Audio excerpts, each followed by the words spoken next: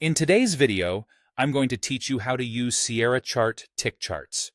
By the end, you'll know exactly how to open a market chart, convert it to a tick-based view, and fine-tune how it looks so you can read price action clearly. If you're new to tick charts, think of them as bars built from activity, not from the clock. That means a new bar forms after a set number of trades, which can help reveal momentum and volatility that time-based charts may smooth out. Start by opening or creating a chart. In Sierra Chart, go to the File menu and choose Find Symbol. From there, pick the market you want to view, such as a futures contract like ES or NQ or an individual stock. Select the symbol and open it. Sierra Chart will load the chart with its default time-based settings. If the chart appears empty or slow to populate, give it a moment to download data, and make sure you're connected to a data feed. Now let's switch the chart to tick bars. With the chart active, go to the Chart menu and select Chart Settings. In the window that opens, find the Bar Period section.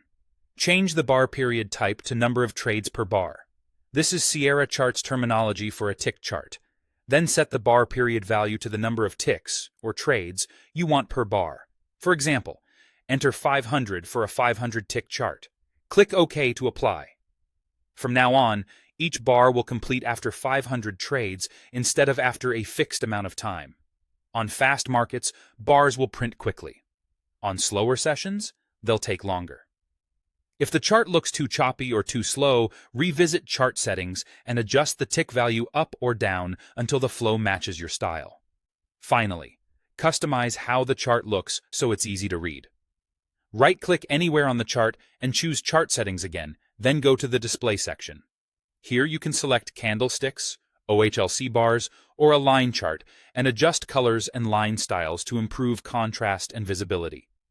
Candlesticks are great for quick visual cues on direction and wicks, while OHLC bars can feel cleaner if you prefer minimal visuals. Make sure the background and bar colors provide enough contrast for your eyes and screen. That's it. You've opened a market, converted it to a tick chart by using number of trades per bar, set a tick value that fits your pace, and tailored the display for clarity. Practice switching symbols and tick sizes to see how different markets behave, and you'll quickly find a setup that gives you the detail you need without overwhelming the screen.